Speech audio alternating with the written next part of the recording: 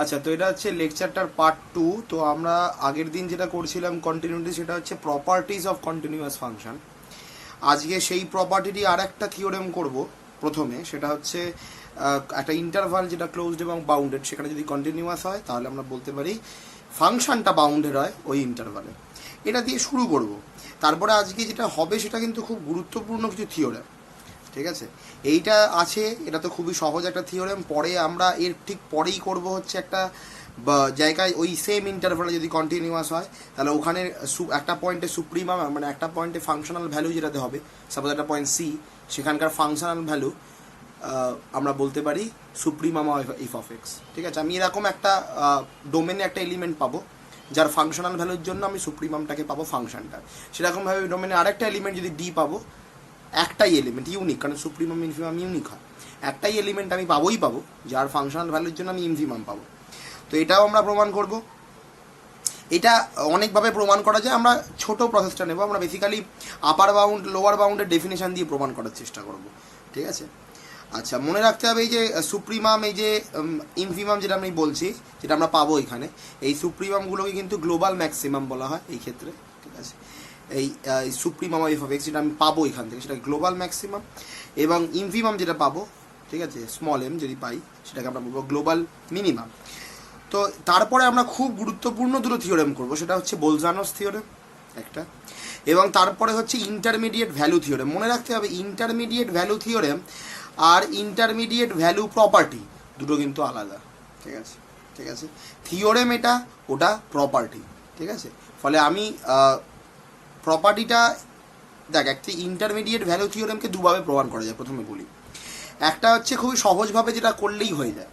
আর একটা হচ্ছে যেটা অলরেডি আমরা এই ভিডিওটারই যে পার্ট 1-এ দেখেছি, যে আমরা জানি ওপেন সেটকে ওপেন, ক্লোজ সেটকে ক্লোজে ম্যাপে করা হয়, কন্টিনিউটির equivalent definition, set related equivalent definition. তাহলে ওই যে আইডিয়াটার কাজে লাগিয়ে কিন্তু থিওরেমটা প্রমাণ করা পসিবল। কাকে? ইন্টারমিডিয়েট ভ্যালু থিওরেমকে, আইভিটি, ঠিক আছে? ইন্টারমিডিয়েট ভ্যালু থিওরেমকে, ওই যে আইভিডিটার শর্ট টার্ম, ঠিক আছে? তার অ্যাব্রিভিয়েশনটাই হচ্ছে ইন্টারমিডিয়েট ভ্যালু থিওরেম। তো ওটাকে আমরা ওইভাবেও প্রমাণ করতে পারি, কিন্তু ওইভাবে প্রমাণ করলেও জিনিসটা কম্পারেটিভলি একটু বড় হয়, ঠিক আছে? খুব বড় নয়, একটু বড়। ফলে আমরা এইভাবেই ছোটো প্রসেসতেই প্রমাণ করবো, যাতে কেন বেশি বড় করবো, কেন খাটবো, কেন, যখন আমাদের কাছে উই হ্যাভ দ্যাট অপরচুনিটি, ঠিক আছে? ফলে আমরা ওই অপরচুনিটিকে ইউজ করব। আর ছোটোখাটো কিছু থিওরেম আমি প্রমাণ করবো ইন্টারমিডিয়েট ভ্যালু থিওরেমের পরেই, ঠিক আছে? তাহলে মোটামুটিভাবে একটা অঙ্ক করা যেতে পারে। একটা অঙ্ক দেখছি, একটা অঙ্ক করা যেতে পারে ইন্টারমিডিয়েট ভ্যালু থিওরেমকে কাজে লাগিয়েই বোধ হয়। হ্যাঁ, ইন্টারমিডিয়েট ভ্যালু থিওরেমকে কাজে লাগিয়ে আমরা একটা অঙ্ক করব। আর একটা জিনিস আমরা প্রমাণ করব, সেটা হচ্ছে সেটাও ইন্টারমিডিয়েট ভ্যালু থিওরেমকে প্রমাণের পরেই আর কি, ওটাকে কাজে লাগিয়েই। সেটা হচ্ছে যে একটা আমরা অলরেডি দেখেছি কন্টিনিউটি কী করে, একটা সেটকে ওই সেটে নিয়ে যায়, ওপেন সেটকে ওপেন, ক্লোজ সেটকে ক্লোজ, এটা করে। তো এখানে আমরা দেখবো হচ্ছে একটা ইন্টারভাল রয়েছে, খুবই ছোটো থিওরেম। তো ওই ইন্টারভালে ফাংশনটা কন্টিনিউয়াস, তাহলে এফ অফ আই, যদি ইন্টারভালটা আই হয় তাহলে F of I itself I interval, মানে ওর ইন্টারভালটার ফাংশনাল ভ্যালু যে সেটটা F of I, that against I interval, ঠিক আছে? এটা আমরা প্রমাণ করবো ইউজিং ইন্টারমিডিয়েট ভ্যালু থিওরেম, ঠিক আছে? এটাই হচ্ছে আমাদের টার্গেট। আর ছোটো ছোটো থিওরেম না, ইন্টারমিডিয়েট ভ্যালু থিওরেমের পরে আমরা এই দুটোই প্রমাণ করব একটা, তারপরে হচ্ছে একটা অঙ্ক করব, আর ইন্টারমিডিয়েট ভ্যালু প্রপার্টি। ইচ্ছা আছে যে ইন্টারমিডিয়েট ভ্যালু প্রপার্টিটা এই থিওরেমে না দেওয়ার, মানে এই লেকচারটাতে না দেওয়ার। তার কারণটা হচ্ছে অনেকেই গুলিয়ে ফেলে বলে, তবু আমি এইটাকে এই লেকচারেই দিই। তার কারণটা হচ্ছে যাতে তোরা ডিফারেন্সিয়েট করতে পারিস দুটোকে, ঠিক আছে? দুটো, এই ইন্টারমিডিয়েট ভ্যালু থিওরেম এটা, ইন্টারমিডিয়েট ভ্যালু প্রপার্টি এটা, ঠিক আছে? দুটোকে আলাদা করে দেখতে পারিস, কারণ অনেকেই গুলিয়ে যায় এবং ওইটাকে বলে আইভিটি, এটাকে বলে আইভিপি, ঠিক আছে? ফলে ওই করতে গিয়ে মুশকিল হয়ে যায়। আমি চাই না সেই মুশকিলটা তোদের হোক, ঠিক আছে? তারপরে কোনো ডাউট থাকলে তো আমার সাথে তো কথা হচ্ছেই, ঠিক আছে? যখন আমাদের কনফারেন্স হবে তখন তো হবে, সেটা তখনের বিষয়। যাই হোক, এখন আমরা শুরু করছি প্রথমেই, যেটা হচ্ছে প্রপার্টিজ অফ কন্টিনিউয়াস ফাংশন। আমরা মনে রাখতে হবে বোলজানোটাও প্রমাণ করবো। বোলজানোটা কিন্তু একটু বড় প্রমাণ, ঠিক আছে? অলরেডি বোলজানোটা আমরা সেটসিনারে প্রমাণ করেছি, ঠিক আছে? সেটসিনারকে কাজে লাগিয়েও প্রমাণ করেছি, এখানেও করবো, ঠিক আছে? কন্টিনিউটি কাজে লাগিয়ে, ঠিক আছে? বেশ, পিকচার পার্ট 2। তো অবশ্যই করে আগের লেকচারটা দেখতে হবে, পার্ট 1টা না দেখে পার্ট 2 দেখে কোনো লাভ নেই। ঠিক আছে, আমরা পার্ট 1-এ আমরা এর আগে অবধি করেছি, পার্ট 2 এর বড় অবধি করব। ঠিক আছে বেশ, তো আমাদের প্রথমেই হচ্ছে যে একটা থিওরেম, সেটা হচ্ছে আমি বলছি যে এবি হচ্ছে একটা ক্লোজড এবং বাউন্ডেড ইন্টারভাল। ঠিক আছে, আমি যদি সাপোজ এটাকে নাম দিচ্ছি আই, যেটা হচ্ছে ক্লোজড এবং বাউন্ডেড ইন্টারভাল। মনে রাখতে হবে ক্লোজড উইথ বাউন্ডেডনেস। আমি যদি বলি জাস্ট ক্লোজ, তাহলে কিন্তু এই কেসটাও কনসিডার করতে হবে। ফলে এইটা নিয়ে দেখতে পাবি যে বইতে এরকম জিনিস রয়েছে। ঠিক আছে, ফলে এটা কিন্তু কনসিডার করতেই হবে, ক্লোজড এবং বাউন্ডেড। আমি একবারও বলিনি জাস্ট ক্লোজড, ক্লোজড এবং বাউন্ডেডনেসটাকে দেখতে হবে। ফলে এ এবং এবি হচ্ছে একটা ক্লোজড এবং বাউন্ডেড ইন্টারভাল। এবং আমরা বলছি যে একটা ফাংশন সেটা হচ্ছে আই থেকে আর, যেটা কন্টিনিউয়াস হচ্ছে, F is continuous on I. ঠিক আছে, F is continuous on I, তাহলে আমরা বলবো এফ ইজ বাউন্ডেড। ঠিক আছে, তাহলে আমরা বলবো এফ কোথায় বাউন্ডেড। আমরা অলরেডি কন্টিনিউয়াস হলে বাউন্ডেড দেখেছি, বাট একটা পয়েন্টে দেখেছি। ঠিক আছে, ওই পয়েন্টটার একটা আরবিটারি একটা খুব ছোট নেবারহুডের মধ্যে বাউন্ডেডনেসটাকে দেখেছি, ওটা আমরা দেখেছি, ওটা তো হয়েই যায়। ঠিক আছে, ওটা তো ওর যে নেবারহুডটা আমি চয়েস করি তার উপর ডিপেন্ড করে অবশ্যই হয়, এটা নিয়ে কোনো সমস্যা নেই। কিন্তু আমার বক্তব্য হচ্ছে যদি টোটাল ইন্টারভালে কন্টিনিউয়াস হয়, টোটাল ইন্টারভালে বাউন্ডেড হবে, এটা দেখানো। ঠিক আছে, ঠিক আছে, তো একভাবে এটা ইনটিউটিভলি ভাবা পসিবল যে যদি আমরা একটা পয়েন্টে কন্টিনিউয়াস হয়, তাহলে ওই পয়েন্টকে ঘিরে ওটা বাউন্ডেড হবে। ঠিক আছে, মানে ওই যে পয়েন্টে কন্টিনিউয়াস হচ্ছে সেই পয়েন্টকে ঘিরে যে ইন্টারভালটা চয়েস করছি, সেই ইন্টারভালের মধ্যে যতগুলো এক্স আছে তার জন্য এফ অফ এক্সটা কিন্তু এল এর ইন্টারভালে বাউন্ডেড, মানে এফ অফ সি এর ইন্টারভালে বাউন্ডেড হবে। ঠিক আছে, জানি। এবার এটা যদি টোটাল ইন্টারভালেই কন্টিনিউয়াস হচ্ছে, মানে টোটাল ইন্টারভালে যত পয়েন্ট আছে সবেতেই কন্টিনিউয়াস হচ্ছে, সমস্ত পয়েন্টকে ঘিরে যত ইচ্ছা নেবার রুট বানাই না কেন, প্রত্যেক পয়েন্টের জন্যই বাউন্ডারি আমি বলতে পারছি। এটা ইনটিউটিভ নোশন, আমরা ধারণা থেকে বলতে পারি যে এটা টোটাল ইন্টারভালে কন্টিনিউয়াস হচ্ছে, মানে টোটাল ইন্টারভাল প্রত্যেকটা পয়েন্টে কন্টিনিউয়াস হচ্ছে। আমরা জানি ডেফিনেশন, কখন একটা জিনিস টোটাল সেটে বা ইন্টারভালে কন্টিনিউয়াস হয়, তখন তার প্রত্যেকটা পয়েন্টে কন্টিনিউয়াস হয়। তাহলে প্রত্যেকটা পয়েন্টে কন্টিনিউয়াস মানে প্রত্যেকটা পয়েন্টে বাউন্ডেড, তাহলে আলটিমেটলি টোটাল ইন্টারভালে বাউন্ডেড আমরা বলতে পারি হবে। তো আমরা থিওরামকে প্রমাণ করব।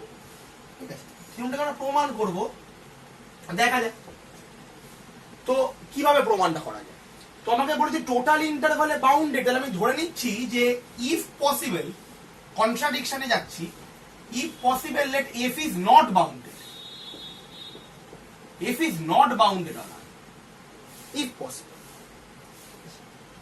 আচ্ছা, লেট বলেছি তো, এটা বি করে নেওয়া better, F be not bounded.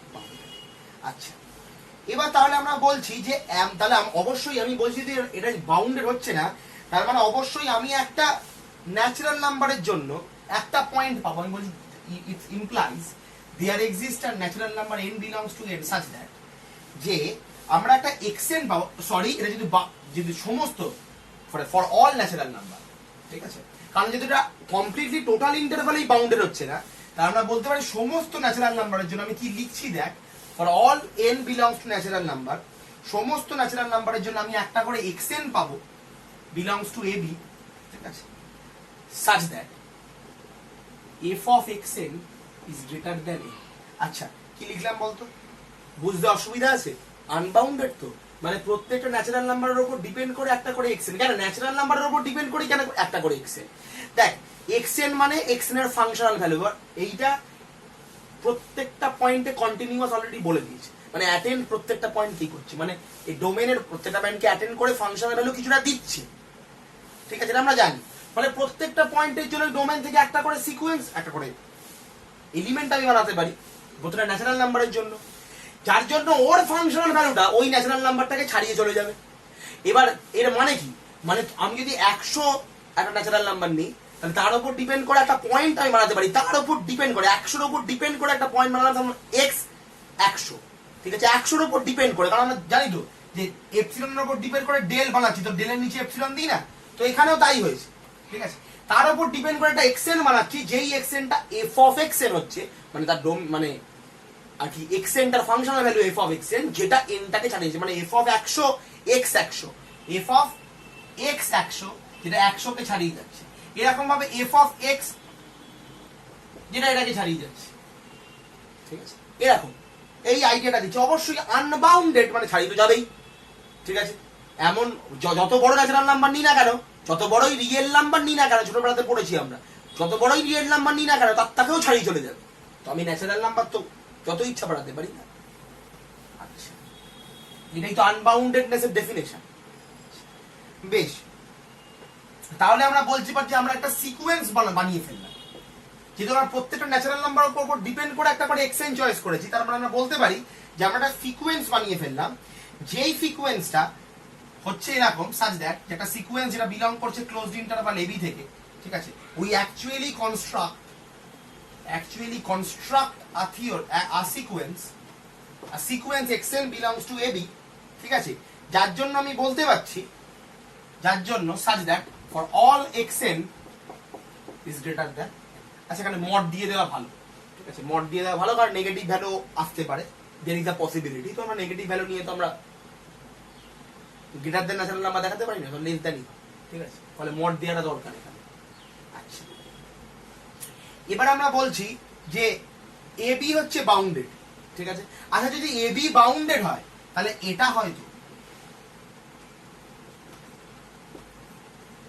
ঠিক না, সমস্ত সিকোয়েন্সিয়াল ভ্যালুগুলো তো এবি থেকেই পাচ্ছি। এটা কি ইমপ্লাই করে? এটা ইমপ্লাই করে xn ইজ বাউন্ডেড। কেন? কারণ এবি বাউন্ডেড, সিম্পল নোশন। আমরা xn গুলোকে সমস্ত পয়েন্টগুলোকে নিচ্ছি এবি এর ভেতর থেকে, তো এবি বাউন্ডেড হলে xn নিশ্চয়ই xn এর এমন কোনো এলিমেন্ট পাবো না এই সিকোয়েন্সে যেটা বি এর পরে থাকবে বা এ এর আগে থাকবে, পসিবল না। আচ্ছা, তাহলে আমরা বলতে পারি যে এই সিকোয়েন্সটা বাউন্ডেড, দ্যাটস ইট। তাহলে আমরা বলতে পারি বাই বোলজানো-ওয়েস্ট্রাসের থিওরেম অন সিকোয়েন্স, ঠিক আছে, যে একটা এর কনভার্জেন্ট সাবসিকোয়েন্স আছে। এভরি বাউন্ডেড সিকোয়েন্স আছে কনভার্জেন্ট সাবসিকোয়েন্স। যদি না মনে থাকে ইউটিউব চ্যানেলেই দেওয়া আছে ভিডিওটা, ঠিক আছে, একবার সার্চ করলেই পেয়ে যাবে, ঠিক আছে। আমার প্লেলিস্ট গুলো দেখলেই পেয়ে যাবে, ওখানেই দেওয়া রয়েছে। এক্সটেনটা বাউন্ডেড, তাহলে আমরা বলতে পারি যে বাই বোলজানো-ওয়েস্ট্রাসের theorem xn has a convergent subsequence, ঠিক আছে। অবশ্যই আছে বাই বোলজানো থিওরেম, কোনো অসুবিধা নেই। নিশ্চয়ই বোলজানো থিওরেমটাকে মনে করাতে হবে না, ওটা দেওয়া রয়েছে তাই আমি যাচ্ছি না, ওটা যাবার প্রশ্নও আসে না, সেটা অনেক আগের ব্যাপার। আচ্ছা, তো এটা হয়ে গেল বোলজানো-ওয়েস্ট্রাস থিওরেম, যেটা আমরা বলে দিচ্ছি যে একটা সিকোয়েন্সে সাবসিকোয়েন্স রয়েছে। এবার বক্তব্য হচ্ছে যে এবিটা হচ্ছে ক্লোজড এবং বাউন্ডেড ইন্টারভাল, এবং যেখান থেকে আমি একটা কনভার্জেন্ট সাবসিকোয়েন্স পাচ্ছি, তাহলে এটা তো ক্লোজড এবং বাউন্ডেড ইন্টারভাল। মনে করার চেষ্টা করা, আমি এটা নিয়েও আলোচনা করেছি তোদের সাথে, যে close interval basically close set. তার মানে কি? তার প্রত্যেকটা লিমিট পয়েন্ট এর ভেতরে আছে, কোনো অসুবিধা নেই। Closed interval is a close set, আমরা প্রুফ করেছি, জানি। ফলে ক্লোজড ইন্টারভাল যেহেতু ক্লোজ সেট, তাহলে তার প্রত্যেকটা লিমিট পয়েন্ট তার সেটের ভেতরে আছে। সেটের ভেতরে লিমিট পয়েন্ট থাকা মানে সেখান থেকে একটা সিকোয়েন্স আমি বানাতেই পারবো, যেই সিকোয়েন্সটা ওই লিমিট পয়েন্টেই কনভার্জ করে।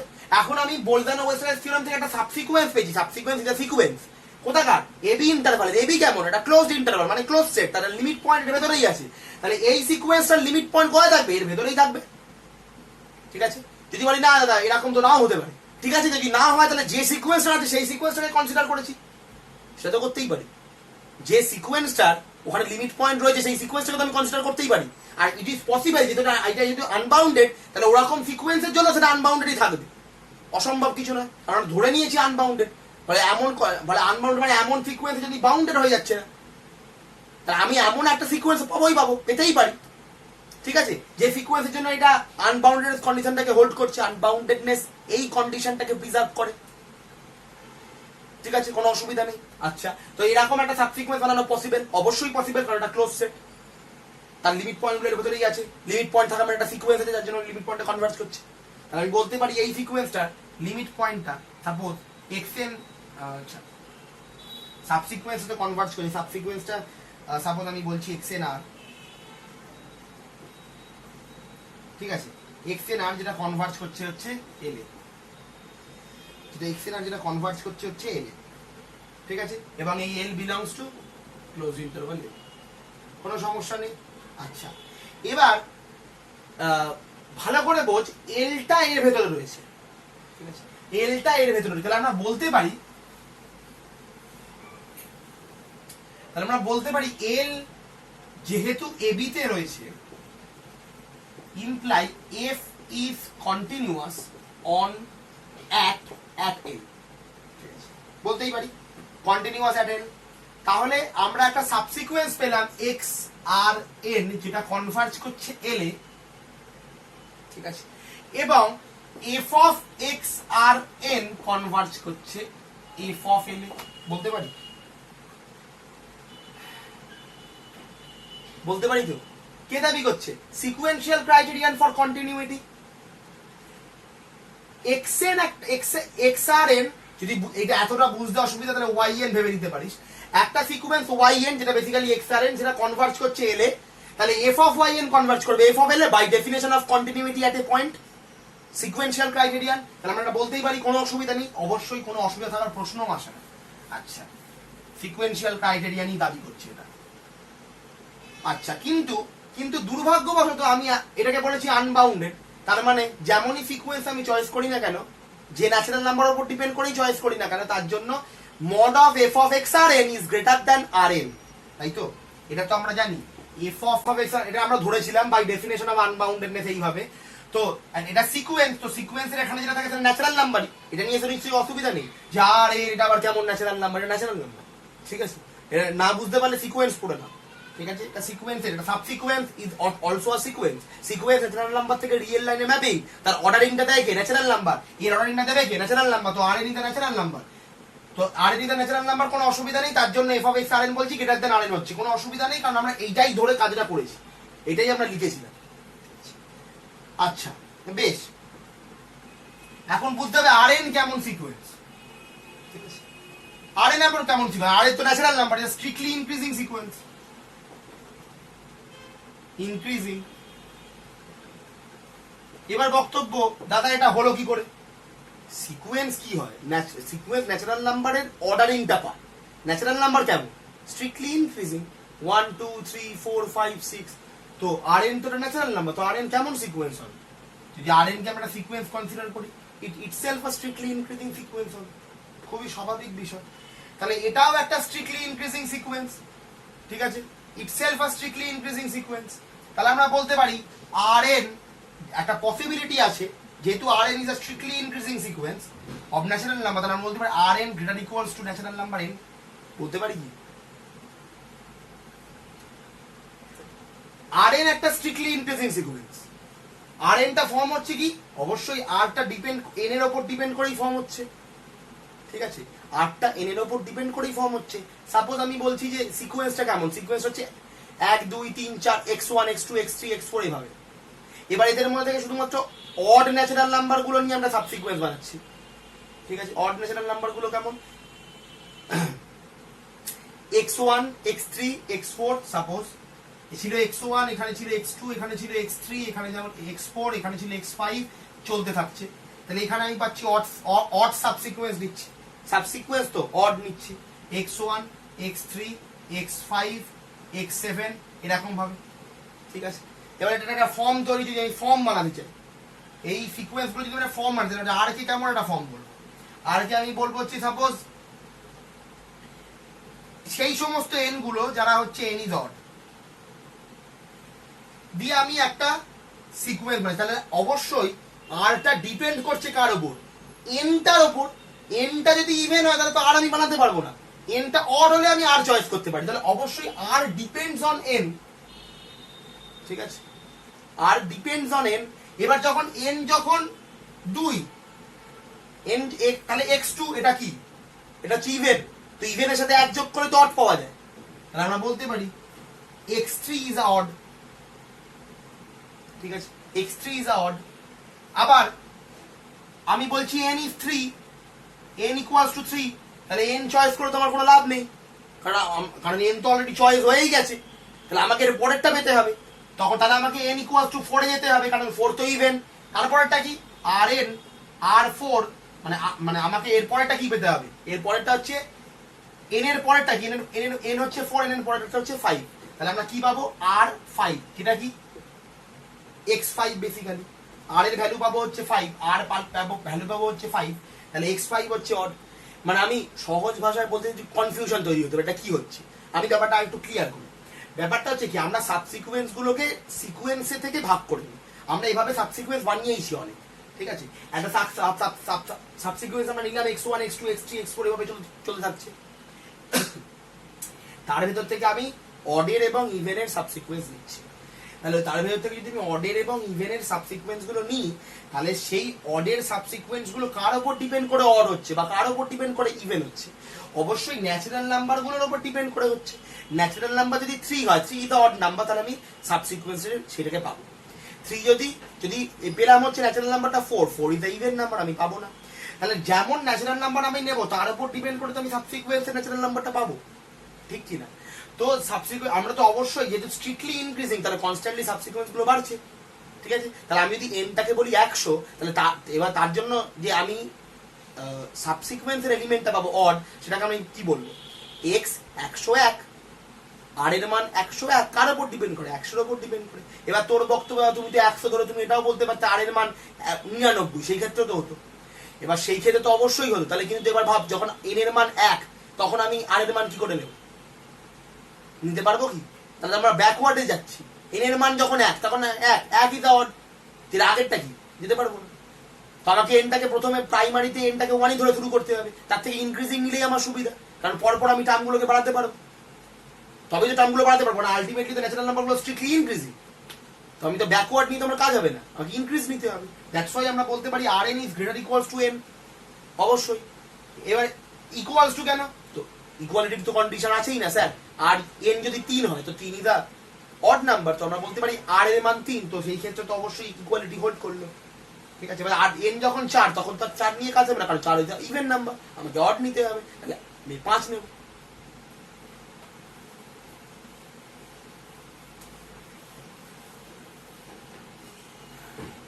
ঠিক আছে, আচ্ছা। তাহলে আমরা বলতে পারি ইজ গ্রেটার দ্যান এন, এটা লিখতে পারি, পারি তো? তাহলে আমরা এটাও লিখতে পারি, এখানে স্ট্রিক্টলি ইনইকুয়ালিটি, এখানে ইকুয়ালিটি হোল্ড হবে না যদি আমি এটাকে লিখতে চাই, গ্রেটার দ্যান এনই হবে। হ্যাঁ, তো এবার এফ অফ এক্স আর এনটা কি? এফ অফ এন এর দিকে যাচ্ছে, মানে F of X R N should be bounded. কিন্তু এটা তো কনস্ট্রাকশনটা, কার কনস্ট্রাকশন? আমরা আনবাউন্ডেড ধরে যেটা বানিয়েছিলাম সেই কনস্ট্রাকশন, সেটা কি বলছে? আনবাউন্ডেড। তো এটা বাউন্ডেড আসছে বাই ডেফিনেশন। ডেফিনেশন কখনো ভুল হয় না, ডেফিনেশন তো ধরে নেওয়া হয়েছে, কনভেনশন, ডেফিনেশন আমরা বানিয়েছি, যেটা নেসেসারি এবং সাফিসিয়েন্ট কন্ডিশন। ডেফিনেশন বলছে এটা বাউন্ডেড, বা আমরা ধরেছি এটা আনবাউন্ডেড, তার মানে আমাদের ধরাতে বলছিল দেয়ার ইজ আ কন্ট্রাডিকশন, তার মানে আমাদের theorem proof. That's it, there is a contradiction, তার মানে আমাদের থিওরেম প্রুফ। এখানে গিয়ে থিওরেমটা শেষ হয়ে গেল। আচ্ছা, বেশ।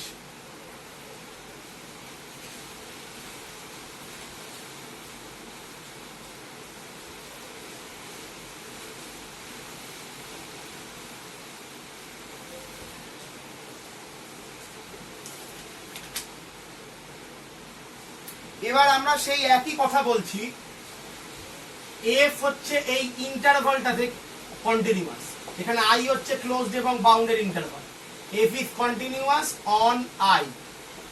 তাহলে আমরা বলতে পারবো যে there exist a C belongs to closed interval A B such that f of c হচ্ছে supremum of f of x, যেখানে x বিলংস টু হচ্ছে এবি, এবং দেয়ার এক্সিস্ট আ ডি, আচ্ছা একসাথে লিখে দিই, D belongs to A B and F of D হচ্ছে infimum of F of X, যেখানে এক্স বিলংস টু এবি। এটা আমরা বলতে পারছি, ঠিক আছে। F is continuous on I, তাহলে আমরা একটা সি এবং ডি দুটো পয়েন্ট পাবো, যার ফাংশনাল ভ্যালুটা একটা পয়েন্ট আমরা পাবো। There exist a point C and D, যার ফাংশনাল ভ্যালুটা সুপ্রিমাম এবং যার ফাংশনাল ভ্যালুটা ইনফিমাম, ঠিক আছে।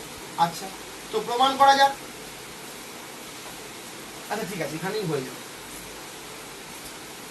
তো আমরা বলছি এফ অফ আই, আচ্ছা এফ অফ আই কি? এফ অফ আই আর কিছুই না, সেই সমস্ত এফ অফ এক্স গুলো যেটা আই থেকে আসছে, মানে বেসিক্যালি আই এর প্রত্যেকটা পয়েন্টের ফাংশনাল ভ্যালুর কালেকশনই তো এফ অফ আই, ঠিক আছে।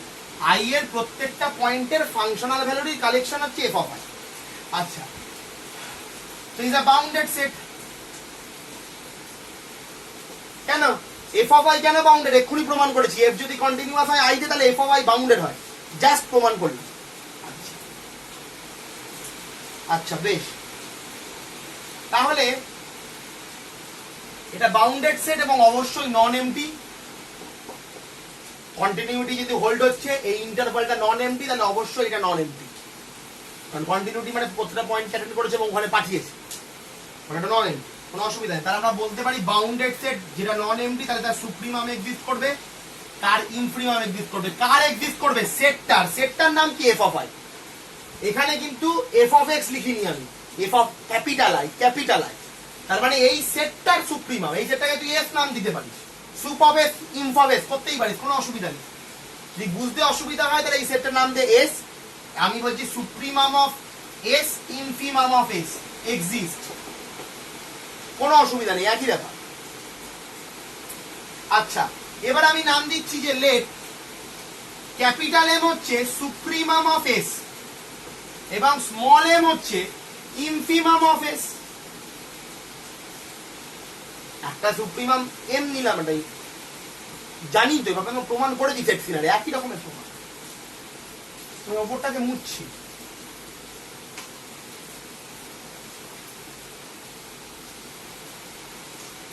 আচ্ছা এবার আমরা প্রমাণ করব এখন এটা তো সত্যি যে m less equals to f of x less equals to capital M for all x belongs to ab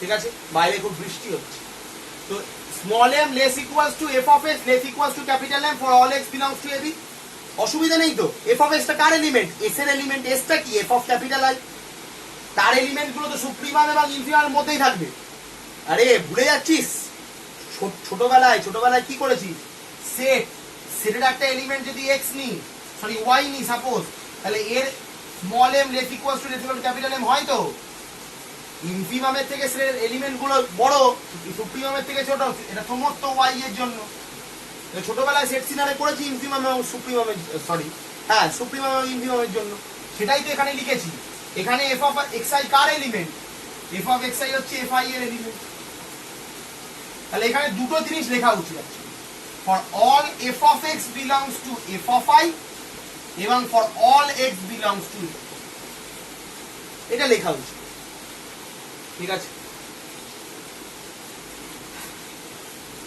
এবার অ্যাকচুয়ালি এটা আর লেখা দরকার পড়ে না কেন বল কারণ অলরেডি f of x প্রত্যেকটা f of x কে পেতে গেলে ডোমেনের প্রত্যেকটা x দরকার মানে ইট অ্যাকচুয়ালি পরোক্ষভাবে এর উপরই ডিপেন্ড করে বেশ আমাকে দেখাতে হবে একটা f of x আছে যেটা হচ্ছে ক্যাপিটাল যেখানে ফর সাম c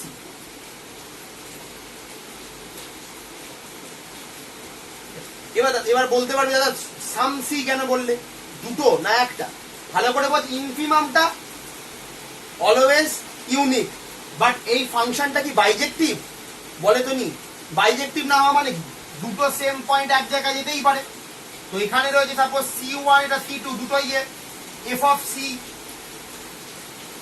দিচ্ছে হতেই তো পারে বাইজেক্টিভ তো বলেনি দ্যাটস হোয়াট ফলে সেজন্য সাম লিখেছি ঠিক আছে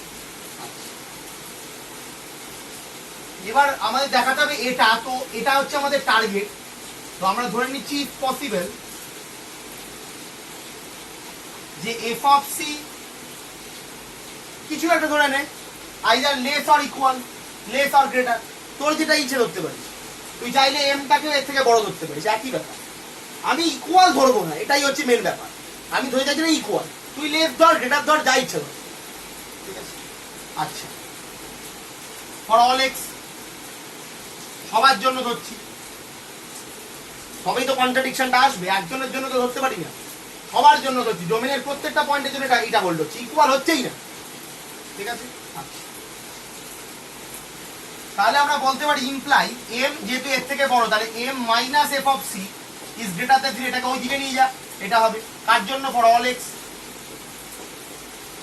এবার এটাকে আমি আরেকটা ফাংশনের নাম দিচ্ছি আমি বলছি phi is a function let let আমি বলছি phi of X is a function যেটা ডিফাইন্ড হচ্ছে 1/m minus F of C. Sorry sorry sorry sorry sorry sorry sorry F of C particular হয়ে গেল, এক্স করে এখানে সি হতো না, এখানে এক্স হতো। ঠিক আছে, সমস্ত এক্স এর জন্য ছোট হচ্ছে, তাহলে সি এর জন্য ছোটই হবে, তো সেটাই ধরেছি। ঠিক আছে, আমরা ধরে নিচ্ছি যে F of C is less than M, এবং এফ অফ সি ধরলে তোমার পার্টিকুলারের জন্য হয়ে গেল। তো সেই সিটা সাপোজ হবে না অন্য কোনো ডিই, তার জন্য ওটা সেম হবে। ঠিক আছে, যদি আমি বলি যে F of C not equals to M, তাহলে এমটা সুপ্রিম আমি অলরেডি বলে দিয়েছি, তাহলে অন্য কারোর জন্য হবে। সাপোজ এফ অফ ডি হচ্ছে এম, ডি বা ই অন্য কারো, ডিটা অলরেডি ধরেছি। সাপোজ আমি বললাম এ, আমার নাম এ, এর জন্য, আমার নাম অনিক, অনিকের এ দিয়ে দিলাম, এর জন্য হচ্ছে না, এটা হয়ে যাচ্ছে, সি এর জন্য হচ্ছে না। তো আমি দেখাতে যাই, আমি বলে দিচ্ছি যে কারোর জন্যই হচ্ছে না, তবেই তো কন্ট্রাডিকশনটা আসবে। দ্যাটস ওয়াই এখানে এক্সট্রা হতো, সি না। হ্যাঁ, তো আমি একটা ফাংশন বানিয়েছি, ভালো করে লক্ষ্য কর, ফাই অফ এক্স যেটা ডিপেন্ড করছে এই এক্সটার উপর। এমটা তো এটা real number for all X belongs to M. তাহলে আমাকে বলে ফাই অফ এক্সটা কি কন্টিনিউয়াস? ফাই অফ এক্সটা কি কন্টিনিউয়াস? এবার তোর বক্তব্য কি করে, ভালো করে দেখ। এফ অফ এক্স কন্টিনিউয়াস, এটা একটা কনস্ট্যান্ট। তো আমরা অ্যালজাব্রিক কন্টিনিউইটিতে কি দেখেছি, অ্যালজাব্রিক প্রপার্টিজে তুই কে থেকে এফ অফ এক্স কে বাদ দিচ্ছিস, কন্টিনিউইটি কি নষ্ট হয়ে যাবে? আচ্ছা দরকার নেই, তুই কেটাকে ভাব না, তুই কেটাকে ভাব, এই এমটাকে ভাব হচ্ছে G of X for all X belongs to AB. কি constant function, constant function continuous.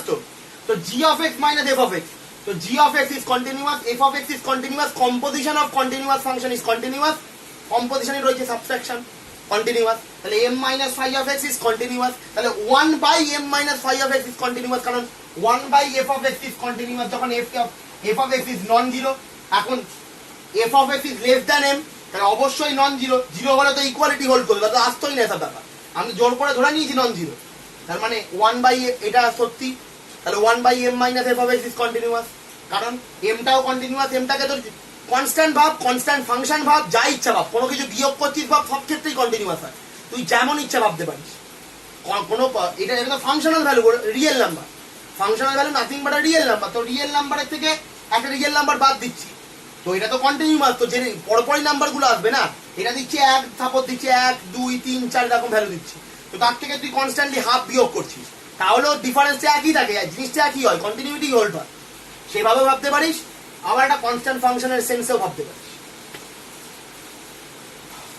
তাহলে 1/m minus F of x, তাহলে ফাই অফ এক্স হচ্ছে 1/m minus F of x, এটা কি কন্টিনিউয়াস, কারণ এটা নন জিরো। বেশ,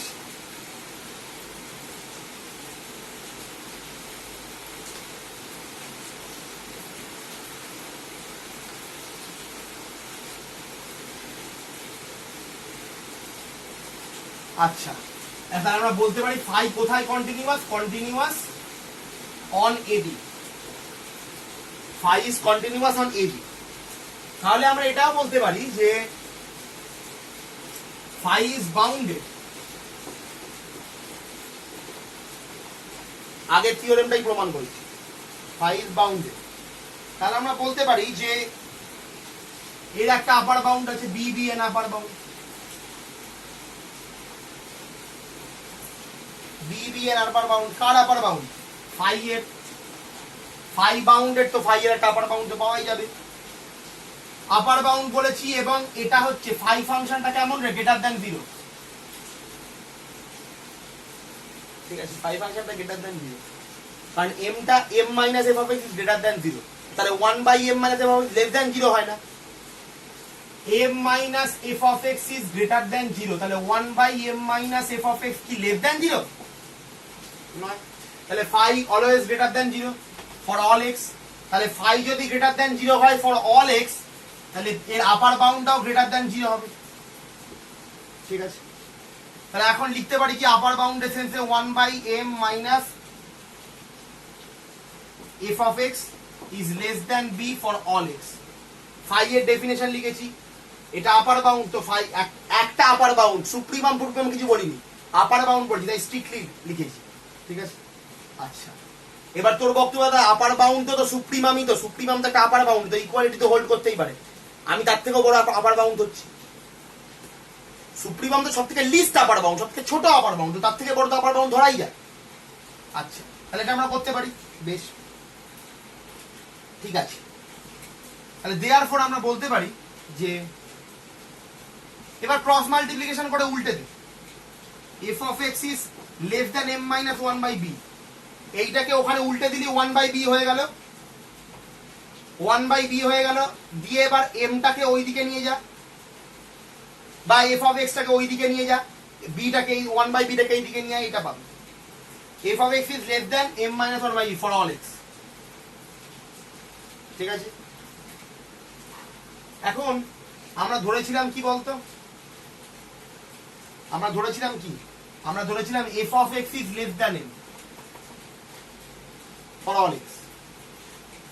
আমরা কি পেলাম, F of X is less than M minus one by B for all X, মানে এম এর থেকে যদি আরো কিছু বাদ দিই, আরো কোনো পজিটিভ রিয়েল নাম্বার বাদ দিই, তার থেকেও ছোট হচ্ছে। আমরা দেখিয়েছি এফ অফ এক্স এম এর থেকেই ছোট হয়, আমরা ধরেছি সব এক্স এর জন্য এফ অফ এক্সটা এম এর থেকে ছোট হয়, সব এক্স এর জন্য, এই জন্যই সব এক্সটা ইউজ করা হয়েছে। পার্টিকুলার এক্স এর জন্য এটা হতেই পারে, সব এক্স এর জন্য নয়। সব এক্স এর জন্য এফ অফ এক্স কে আমি এম এর থেকে ছোট বলছি, তার থেকে ছোট আমি বলতে পারছি না। এফ অফ এক্স কে এম এর থেকে ছোট বলতে পারছি, তার থেকে ছোট বলতে পারছি না। সব এক্স এর জন্য, সবার জন্য। কিন্তু দেখালাম কি, F of X M minus আরো কিছু, মানে এম এম এর থেকে ছোট আরো কোনো রিয়েল নাম্বার তার থেকেও ছোট, সবার জন্য।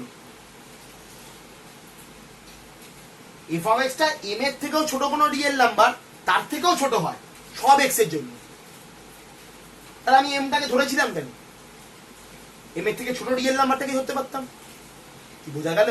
তাহলে আমি এমটাকে ধরেছিলাম কেন, এম এর থেকে ছোট এই রিয়েল নাম্বারটাকে ধরতে পারতাম, কিন্তু আমি সেটা করিনি, আমি করেছি এম এর জন্য। তার মানে এখানে একটা কন্ট্রাডিকশন আসছে, আমি ধরে নিয়েছি প্রথম থেকেই এমটা, মানে ইট ইজ আ কন্ট্রাডিকশন, কারণ এটা সমস্ত এক্স এর জন্য হচ্ছে। কি বোঝা গেল? আমি ধরে নিয়েছিলাম F of X is less than M for all X, দেখালাম এখন এম এর থেকে ছোট রিয়েল নাম্বার যেটা আছে, এম এর থেকে ছোট কোনো পজিটিভ রিয়েল নাম্বারের থেকেও এফ অফ এক্স ছোট সমস্ত এক্স এর জন্য। কিন্তু আমি ধরে নিয়েছি যে, তাহলে আমি এমটাকে ধরলাম কেন বেকার? তাহলে আমার এমটা তো না ধরলেই হতো, এটা ধরলেই হতো প্রথম থেকে। এবার যদি বক্তব্য, হ্যাঁ দাদা তুমি এটাই ধরো, তুমি এটাই ধরো, তুই যদি এটা ধরিস তাহলে আবার কোনো একটা কিছু পাবি এম মাইনাস ওয়ান বাই এ, এটা তো, এটাকে তুই সাপোজ কে ভাব, তো কে এর জন্য আর একটা কিছু একটা পেয়ে যাবি, সাপোজ আমি বলছি ডি, কে মাইনাস ওয়ান বাই ডি থেকে ছোট হয়ে যাবে, কারণ সেই ক্ষেত্রে তোকে আবার একটা আপার বাউন্ড করতে হবে ডি, প্রমাণটা তো এইভাবেই, এই যে কনস্ট্যান্টলি চলতেই থাকবে, মানে প্রতি ক্ষেত্রে এটা একটা না একটা এই রিয়েল নাম্বার থেকে ছোট হলে তার থেকেও ছোট একটা রিয়েল নাম্বারের জন্য ছোট হয়ে যাবে।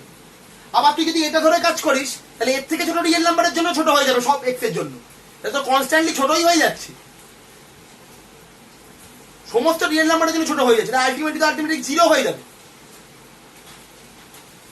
আর তো কোনো ওয়ে থাকবে না। এটা কি পসিবল? পসিবল না, দ্যাটস ওয়াই আ কন্ট্রাডিকশন।